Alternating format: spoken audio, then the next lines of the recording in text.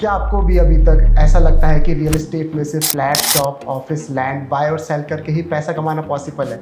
और अगर मैं आपको कहूँ कि आप एक स्मॉल लैंड पार्सल से वेल्थ क्रिएशन और उससे एक बिजनेस मॉडल बना सकते हैं जिससे 2 to 3x more return generate कर सकते हैं, I am sure you would be very curious to no.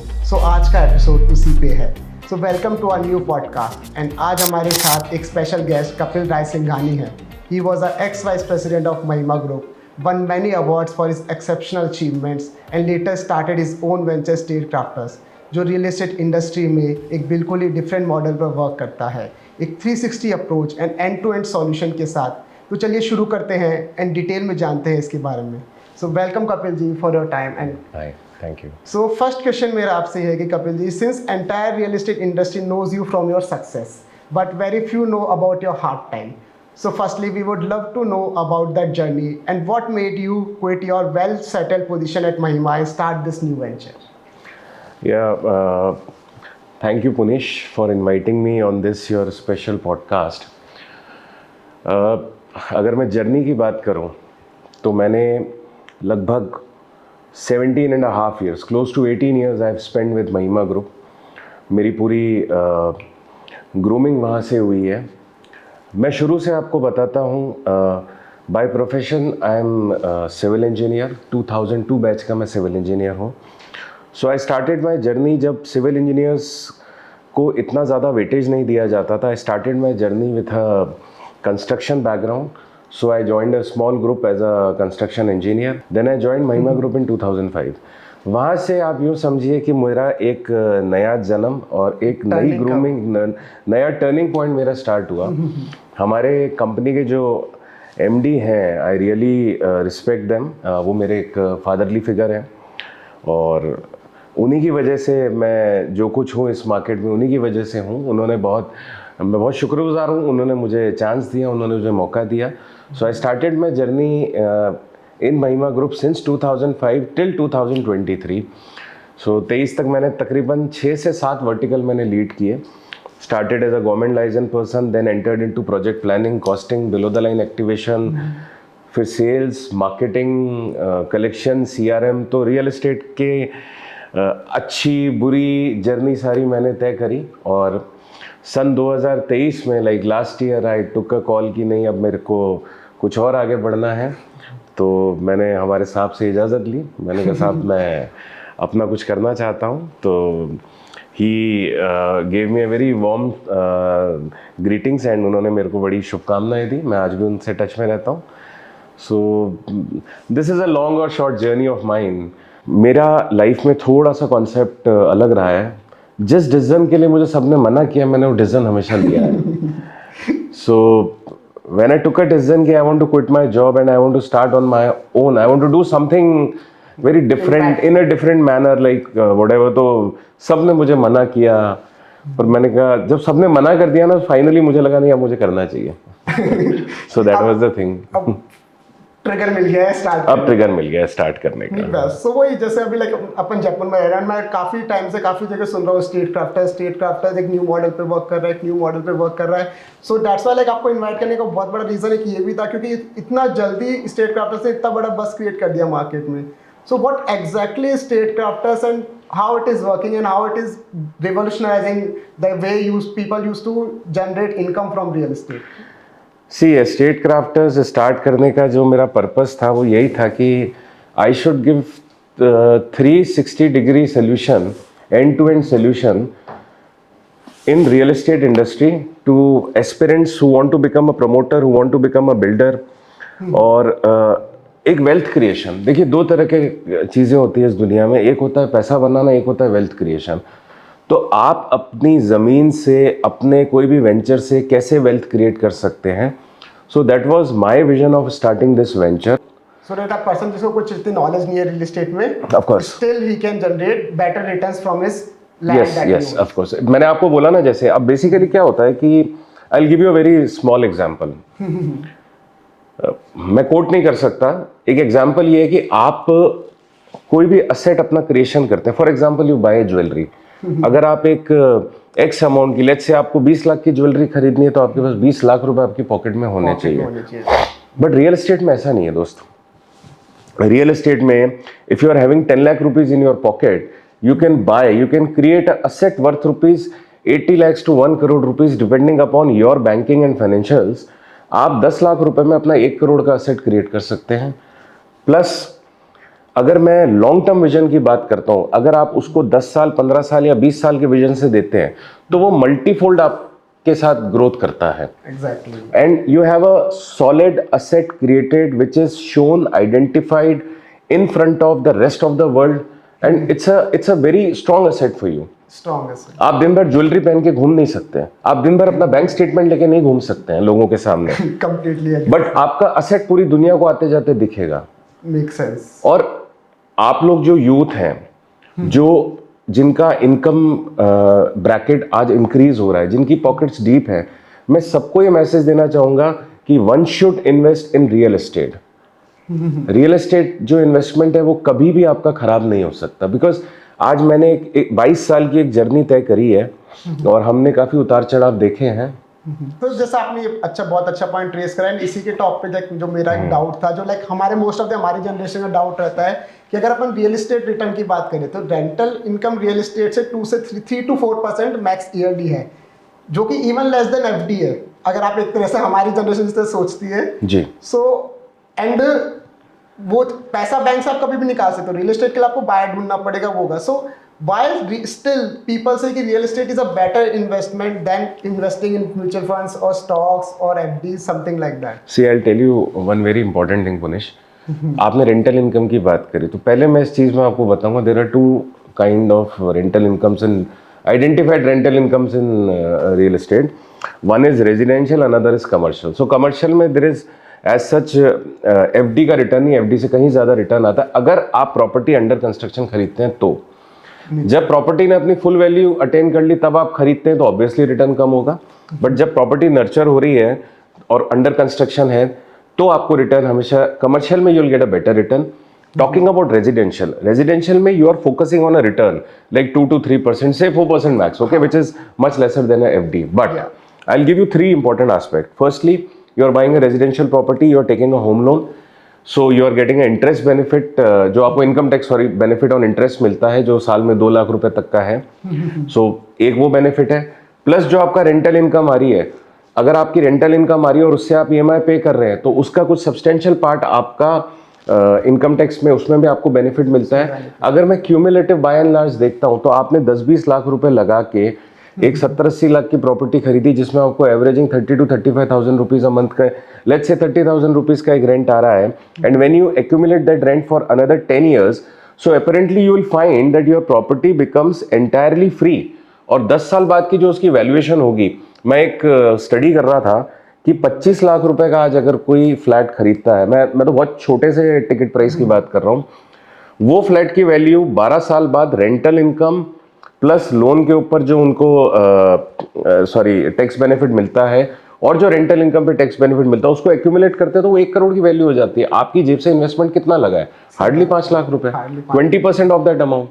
अगर उसको अपन कंपाउंडिंग के वे में देखें तो डेफिनेटली आई थिंक बहुत अमेजिंग था जो आपने बताया। इनसे काफी सारे डाउट्स लोगों के, बहुत सारे क्वेश्चंस के जवाब स्पेशली हमारी जनरेशन के क्लियर हुए। So like if I come back to the estate crafters, so how promoters and builders को प्रॉब्लम तो फेस करनी पड़ती होगी इससे, and what are those problems? देखिए, सबसे इम्पोर्टेंट एस्पेक्ट क्या होता है अगर मैं किसी भी प्रोडक्ट की बात करूं, सबसे इम्पोर्टेंट पार्ट ये होता है कि प्रोडक्ट आएगा क्या, what is the feasibility, viability, financial viability of a product and a business model when you enter into a reality sector। में सबसे इंपॉर्टेंट चीज होती है लोकेशन। दोस्त, लोकेशन बहुत की रोल प्ले करती है कि लोकेशन के आसपास की विसिनिटी क्या है, वहाँ पे आसपास में अवेलेबिलिटी क्या है, वहाँ का इंफ्रा कैसा है, रीच कैसी है, सबसे इंपॉर्टेंट पार्ट है। उसके बाद आता है प्रोडक्ट।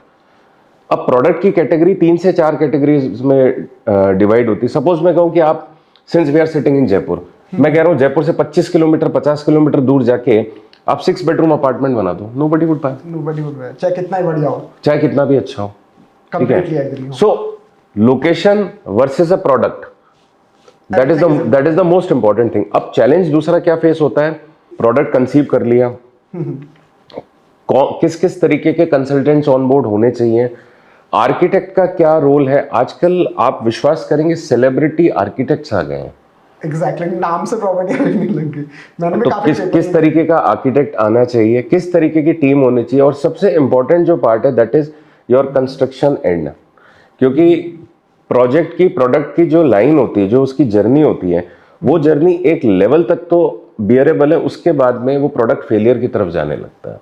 एग्जैक्टली अगर कोई भी हम प्रोडक्ट बनाते हैं, हमें लगता है हमें 3 से 4 साल में डिलीवर करना है, तो 4 साल maximum with a grace period of say 6 months 9 months whatever, without force majeure I am talking, वो डिलीवर होना बहुत इंपॉर्टेंट है। Otherwise for promoter that business model becomes unviable, because interest cost बहुत huge होती है। बहुत high है। तो ये एक चैलेंज फेस करते हैं। दूसरा sales, yes, most important thing, क्योंकि हमने कहीं पढ़ा है कि कोई भी इंडस्ट्री को रन करने के लिए जब हम अपनी बैलेंस शीट बनाते हैं, या हम अपने घर की अगर एक बैलेंस शीट बनाते हैं, बैलेंस शीट वर्ड थोड़ा सा ब्रॉडर हो जाता है, अगर हम अपने घर के खर्चे बनाते हैं तो आप सबने देखा होगा, लाइट का बिल, पानी का bill, your internet, your blah blah blah, your kitchen expenses, ऐसे करके कोई 25 26 30 एक्सपेंसेस की एक लिस्ट बनती है, योर ईएमआई, योर बच्चे के स्कूल की फीस, ठीक है, डॉक्टर का खर्चा, व्हाटएवर, और उन सबको एक ही सिंगल लाइन जो है वो उन सबको बैलेंस करती है, that is your income. That is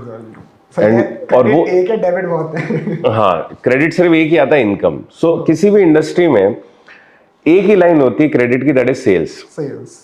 so there are let's say 500 expenses, single income, that is sale say कितना पैसा मिला। तो सेल्स एक बहुत इंपॉर्टेंट एस्पेक्ट है। Exactly. और उसी एक्सपीरियंस को लेके हम लोग अब मार्केट में काम कर रहे हैं। सो एज आई सेड कि प्रमोटर्स को क्या क्या डिफिकल्टी, क्या क्या चैलेंजेस आते हैं, तो वो धीरे धीरे जब आप जर्नी तय करते हैं आपको मालूम पड़ता है। कभी रॉ मटेरियल की कॉस्ट बढ़ जाती है, कभी आपका सेलेबिलिटी का इशू आ जाता है, अंडर कंस्ट्रक्शन प्रॉपर्टी है, मिड ऑफ द लेवल पे पहुंचती है तो कभी सेल्स स्लो हो जाती है, कॉम्पिटिटर एक्टिविटीज होती है, कई सारी चीजें, गवर्नमेंट पॉलिसीज आ जाती है, टैक्सेशन चेंज हो जाते हैं। So there are so many things which needs to be taken care of while वहीं पे आपकी एक्सपर्टीज, वहीं पे हमारी एक्सपर्टीज, बिल्कुल वहीं पे, क्योंकि as I said that I have got a 22 years of experience in real estate industry, और approximately 1 billion square feet construction का मैं पार्ट रहा हूँ, और अप्रोक्सीमेटली 2 billion square feet की प्लानिंग का मैं पार्ट रहा हूँ। क्योंकि जो ऐसा नहीं है कि आपने ये प्रोडक्ट देखा और इसी को प्लान किया, उसमें 5 तरीके के प्रोडक्ट्स प्लान होते हैं और एक पर्टिकुलर तरीके का प्रोडक्ट फिट इन होता है उस लाइन के अंदर। Completely agree. So I think first time मैं ऐसा कुछ सुन रहा हूँ, एंड डेफिनेटली लाइक कभी भी रियल एस्टेट का हमने सोचा था इस वे में डीप हो सकता है। सो डेफिनेटली आई थिंक कोई भी प्रमोटर हो, वो उसको like he need a person like you, और person who have that knowledge, who can guide him properly कि what can be done with this land. So sir definitely this was a really great insight. So like my next question was like real estate में like काफ़ी type के recessions आते हैं, जैसे आपने देखा होगा, कभी डिमोनेटाइजेशन आ गया, कभी जीएसटी है, रेरा इंट्रोड्यूस हुआ, फिर कोविड आ गया। सो जैसे कोई भी ऐसे हैवॉक आता है, तो कैसे एज अ प्रोफेशनल आप अपना एक्सपीरियंस किया, आपने वो एज अ प्रोफेशनल एक्सपीरियंस किया, एंड पोस्ट दैट उसके क्या आपको लाइक लॉसेज हुए, बेनिफिट्स हुए? बिकॉज सर अगर कोई ऐसा न्यू कमर कोई रियल एस्टेट में घुसता है तो वो पहले सावधान हो जाए कि भाई you have to be prepared for all this. So अगर आप अपना वो एक्सपीरियंस को शेयर कर सको, it will be like very insightful for all of us, like for new generation who wants to be in this industry. 2005 like मैं बात बता रहा हूँ, तकरीबन 19 साल पुरानी, राजस्थान की, जयपुर की बात बता दूँ, real estate market was emerging, it was emerging, और 2005 से 2007 तक it was a very unbelievable, unrealistic upward trend. 2008-9 के बाद थोड़ा सा रिसेशन आया, that was the first recession जो मैंने देखा। उसके बाद 12-13 में वापस मार्केट थोड़ा सा इम्प्रूव हुआ। 2016 में डिमोनेटाइजेशन हो गया, एवरीबॉडी नोज। उसके बाद अगर मैं सीधी बात करूं तो रियल एस्टेट की कमर टूट सी गई थी। That was a very painful time from 2016 till 2019, but learning, most important thing, समुंदर के ऊपर गोता लगाना और समुंदर के अंदर जाना, तो पानी की जो गहराई नापी वो उसी टाइम पीरियड में हम सब ने नापी। So that was a very challenging time, although very interesting as well. हम लोग डे टू डे मॉनिटरिंग करते थे। मैं कहीं पे देख रहा था, कहीं एक किसी का मैं मोटिवेशनल वीडियो देख रहा था, तो उनसे मैंने जो सीखा, उन्होंने एक बड़ी प्यारी बात कही जो मैं आपको बताता हूँ कि दो तरह के मतलब भगवान न करे किसी के पास ये नौबत है, लेकिन जब कभी हॉस्पिटल में जाते हैं तो दो तरीके के पेशेंट होते हैं। एक पेशेंट होता है जनरल वार्ड का, वो एक बेड पे लेटा हुआ है और एक बेसिक नर्स उसकी टेक केयर करती है, वो भी दिन में 3 बार 4 बार व्हाटएवर। एक पेशेंट होता है आईसीयू का, जिसकी BP, sugar, heart rate, everything is monitored on different monitors with beep beep sound, और every 3rd minute doctor is coming. और उसको तो क्या था कि डीमोनेटाइजेशन से पहले हम लोग थे जनरल वार्ड वाले, और डीमोनेटाइजेशन के बाद हम बने आईसीयू वाले, कि व्हाट वेंट रॉन्ग, किस चीज़ को ठीक करना है, कहाँ पे हमें कॉस्ट बचानी है, कहाँ हमारी कॉस्ट ज़्यादा लग रही है, कहाँ खर्चे को कंट्रोल करना है, डे टू डे मॉनिटरिंग। वहाँ से हमें समझ में आया, जो मेरा जो एक प्रोफेशनल और पर्सनल एक्सपीरियंस रहा, so that gave us lot of learning and lot of improvisation. आप कैसे इवॉल्व होते हो बिजनेस में। Exactly. So that was a very challenging time but a very learning time. उस समय खराब लगता था, लेकिन जैसे मेरे फादर कहा करते थे, मैन प्रपोजेस गॉड डिस्पोजेस। तो क्या होता है कि जो आपकी मर्जी का वो सबसे अच्छा, और जो आपकी मर्जी का नहीं हुआ उससे भी अच्छा। हमें लगता है हमारी लाइफ में कुछ ऐसी चीज घटना घट गई जो खराब के लिए हो गई, ऑल्दो खराब के लिए होती, बहुत अच्छे के लिए होती है। हमें लगता है उस समय के लिए खराब हो गया, लेकिन बहुत अच्छे के लिए होता है लॉन्गर रन में। उसके बाद में जो मैच्योरिटी आई, क्योंकि 2017 में फिर रेरा आ गया, एंड रेरा बिकेम, लोग रेरा को लेके बड़ा अजीब सा उस समय माहौल था, रियल एस्टेट रेगुलेटरी अथॉरिटी, कि पता नहीं क्या हो जाएगा। और है क्या ये लोग? Basically it's a regulatory authority. RERA introduce इसलिए हुआ कि जो भी काम कोई प्रमोटर कर रहा है वो डॉक्यूमेंट हो जाए, उसकी एक स्ट्रक्चरिंग हो जाए। अच्छा, उसमें क्या है, वो दोनों के लिए है, वो कस्टमर क्लाइंट की सेफगार्डिंग के लिए भी है और वो बिल्डर की सेफगार्डिंग के लिए भी है।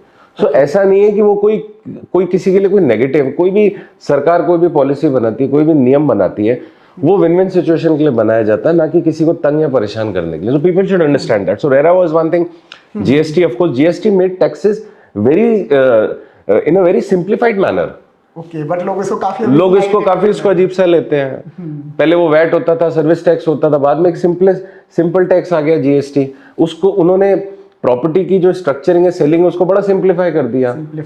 3 लाइनों में खत्म हो जाती है। तो that was a very helpful. और Covid, yes it was a very bad time, मतलब काफी लोग परेशान हुए, पूरे वर्ल्ड के अंदर काफी मिसहैप्स हुई, हम सबके परिवारों में भी हुई। It is really sad. लेकिन कोविड के टाइम पे आपने सुना होगा 2020 में जब लॉकडाउन हुआ था, so there was a line, stay home stay safe. ये उसका एक हैशटैग लाइन चला था, टैग चला था, स्टे होम स्टे सेफ। उस लाइन को रियल एस्टेट इंडस्ट्री में बड़ा पॉजिटिवली ले लिया गया। हर व्यक्ति को ये समझ में आ गया, मेरे पास कुछ हो नहीं हो, मेरे पास अपना घर होना बहुत इंपॉर्टेंट है। और उसके बाद जब 2020 के बाद क्या हुआ, जब 2020 में लॉकडाउन था, तो हम लोग सब अपने घरों में बैठे हुए थे। ऑफ कोर्स मैं सोसाइटी में रहता था, तो थोड़ी बहुत आज़ादी थी हमें भी घूमने फिरने की नीचे कंपाउंड में। तो 2-3 चीज़ें बड़ी अच्छी समझ में आई। एक तो कि आपकी सोसाइटी लिविंग होनी चाहिए, because you can roam around in your compound. बिल्कुल। सेकेंडली, हमने अंग्रेजी के बहुत अच्छे शब्द सुने थे उस दिन, क्वारंटीन, आइसोलेशन, ठीक है। तो उस समय हमें ये समझ में आया कि ये कम्युनिटी लिविंग बहुत इंपॉर्टेंट चीज़ है। और फिर 21 में उसका नेक्स्ट वेरिएंट आया, which was also very sad. But yes, उसके बाद में जो रेजिडेंशियल प्रॉपर्टी की जो डिमांड है वो मल्टीफोल्ड हो गई, वो बढ़ गई, लोगों को एक मैच्योरिटी आ गई। क्योंकि मैंने बहुत B2C बिजनेस किया है, कस्टमर्स को बेचा है, तो मैं ऐसे क्लाइंट से मिला हूं जो फ्लैट खरीदने के लिए 6-8 महीने तक वेट कर रहे थे। वो आके उन्होंने within no brainer, no second, within second cheque दिया, नो नेगोशिएशंस, डील करो बस, I want my house. I think आपने काफ़ी अच्छी बात बोली कि बिकॉज जैसा जो अपना प्रीवियस क्वेश्चन था कि why someone should invest in real estate, so I think ये उसका एक बहुत ही अच्छा आंसर है कि वो रोटी कपड़ा मकान, जब तक सेफ गार्ड नहीं होंगे तब तक एज आप ग्रो नहीं कर सकते, लाइक आपको सिक्योर लाइफ नहीं हो सकती। हाँ। आपको कुछ नहीं पता कब क्या डिजास्टर आ जाएगा। एग्जैक्टली, आपको पता नहीं। और दूसरा क्या है, देखिए घर होता है दोस्त, असेट होता है। आप अपना ये सपना होता है, हम किसी को अपना सपना बेच रहे हैं या हम किसी के लिए उसके सपनों का घर बना रहे हैं, that is the most important thing. मैं आपको एक बात बताता हूँ, आपने रिसेशन वर्ड का नाम लिया, तो जब रिसेशन होता है या होता था, तो हर सेक्टर में कभी ना कभी एक खराब समय आता है, तो उस सेक्टर के लोगों को बड़ी अजीब सी नज़रों से देखा जाता है, उनको अवॉइड किया जाता है, उनको एक सोसाइटी का लेफ्ट ओवर माना जाता है कि अच्छा ये तो रियलिटी सेक्टर का काम करता है, ये तो रियलिटी सेक्टर का काम करता है। तो हम when I became a sales head, जब मुझे मेरे एमडी साहब ने और मेरे डायरेक्टर सर ने ये अपॉर्चुनिटी दी कि Kapil Rai Singhani you lead the entire sales of this company, so I took a first meeting and very second meeting of entire team. तो मैंने उन सबसे यही कहा, मैंने कहा मतलब चेहरे लोगों के मायूस हुए पड़े थे कि सेल्स अभी मार्केट अच्छा नहीं है, चैलेंजेस थे। Of course I was working with a brand, इतना ट्रबल नहीं था, लेकिन ठीक है, हर एक को जो आप एक कंफर्ट जोन में होते हैं, एक बहुत अच्छा समय देखा होता है, फिर खराब समय आता है, तो आप उसको मतलब आप उसको क्या बोलो, आप उसको पचा नहीं पाते हो कि यार एक्सेप्ट नहीं कर पा रहे हो, तो ऐसा कैसे हो गया। ठीक है, तो मैं अपनी टीम को हमारा एक सेशन चल रहा था, उसमें मैंने मोटिवेट करने के लिए उनको एक ही चीज़ बोली, अपनी पूरी एंटायर टीम को, सेल्स हो या कलेक्शन हो, कि सर हमें प्रोजेक्ट या प्रोडक्शन वाले ऐसे बोलते हैं, वो ऐसे बोलते हैं, आदमी कोई ताने मारता है, कोई छेड़ता है इस तरीके से। तो मैंने कहा तुम एक चीज़ हमेशा याद रखना, आज खामोशी है कल शोर होगा, आज खामोशी है कल शोर होगा, तुम्हारा वक्त है हमारा दौर होगा। So that was the thing. So समय होता है, और निकाला हमने भी, खराब समय भी निकाला, अच्छा समय भी निकाला, सब सिखाता है। आपको अपनी जमीन नहीं छोड़नी, आपको अपनी रूट्स नहीं छोड़ने आपको, ऑफ कोर्स। और क्या होता है, टीम वर्क बहुत इंपॉर्टेंट चीज है। आपको बॉस नहीं बनना, आपको टीम लीडर बनना है। एग्जैक्टली। और जब आप टीम लीडर बनते हो, तो team leader is like cricket में आप देखते होंगे कैप्टन, कैप्टन से सबसे ज्यादा उम्मीदें होती है, सबसे अच्छी जो बैटिंग या बॉलिंग, जो भी कैप्टन का जो भी उसका रोल होता है, उसके ऊपर सबसे ज्यादा उम्मीदें होती हैं। तो आपको भी अपनी टीम के साथ उतनी ही मेहनत करनी है। You can not become a boss, you always have to become a team leader to lead the team. Exactly. So that is the thing. और मैं ब्लेस्ड हूँ, मुझे बहुत अच्छी टीम मिली, बहुत अच्छे लोग मिले। मुझे अपने लाइफ में, जीवन में किसी से कोई शिकायत नहीं है। बिल्कुल ग्रेट। आई थिंक जो भी नए और नए व्यूअर्स हैं, हमारी जनरेशन है जो भी रियल एस्टेट इंडस्ट्री में आने की ट्राई करेंगे, उनको काफ़ी इंसाइटफुल होंगे कि the path is not going to be easy, but if you have that determination, if you have that willpower, sooner or later you will succeed, but you have to be true to yourself, true to your clients, and do the good work.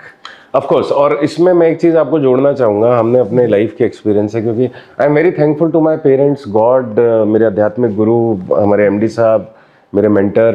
तो एक मैं आपको बताना चाहूँगा कि जीवन में success जो है ना, ये आपको पाने के लिए एक सबसे इम्पॉर्टेंट चीज़ है, वो है मेहनत। मेहनत सबको करनी पड़ेगी। एग्जैक्टली। पैसा कौन कितना कमाएगा, ये किस्मत की बात है।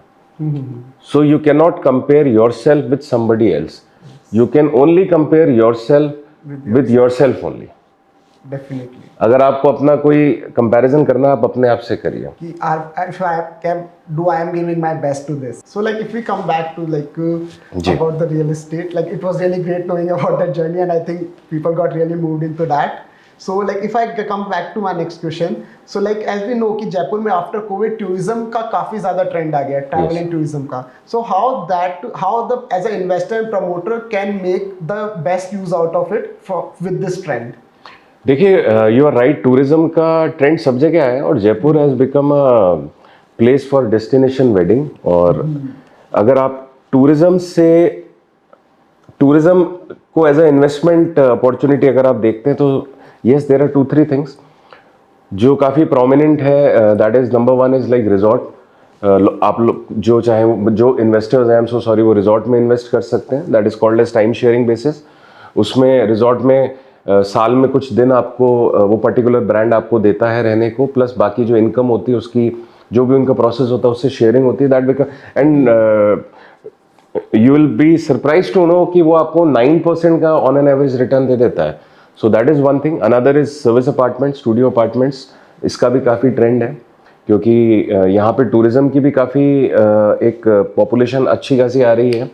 दूसरा, Jaipur being a capital city and financial capital of Rajasthan, entire student crowd, entire young crowd, they are moving towards Jaipur. तो सर्विस अपार्टमेंट्स हो गए, डेफिनेटली होटल अपार्टमेंट्स हो गए। तो टूरिज्म एक अपने आप में बहुत बड़ी अपॉर्चुनिटी है with respect to reality sector. Exactly. So destination weddings जिस तरीके से होती हैं, बहुत लोगों को रोजगार मिलता है, एंसिलरी इंडस्ट्रीज को directly indirectly.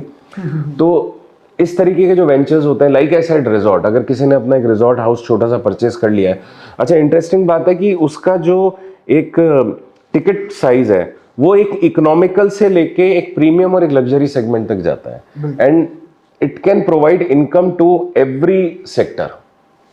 So that is very good thing. Tourism की जो आपने बात करी, सो सी रियलिटी में आप सब जगह आप चाहें तो अपना वेल्थ क्रिएशन कर सकते हैं। Exactly. In every sense. But like I think we all need that one person who know about the industry better so that we do not take any wrong step. So I think definitely that is really important, because as an industry expert you know everything, but like if I talk about myself, I'm not this background. I am not the expert, I am still the learner. So definitely I think that was really good. And like also like this new buzzword trending right now, and we are always hearing green building.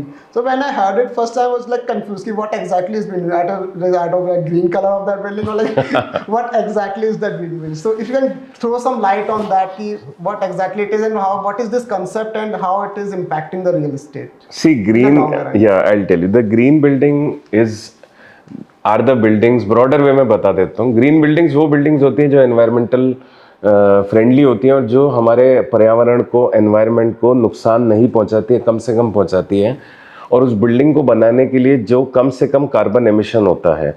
So there are three categories of the building. Number 1 is silver, another is gold, and third 1 is platinum. उनके अपने अपने check points होते हैं, और basically IGBC certified होती है, Indian green building council. इनका certification मिलता है जब भी ये बिल्डिंग बनाई जाती है। अगर कोई ग्रीन बिल्डिंग बनाई जाती है तो इसके अंदर बनाते समय कुछ विशेष तौर पे ध्यान रखा जाता है मटेरियल यूसेज पे। फॉर एग्जांपल एक पर्टिकुलर वुड जिसको बोलते हैं हम, FSC वुड होती है, फॉरेस्ट स्टूवर्ड काउंसिल, वो लकड़ी इस्तेमाल होती है।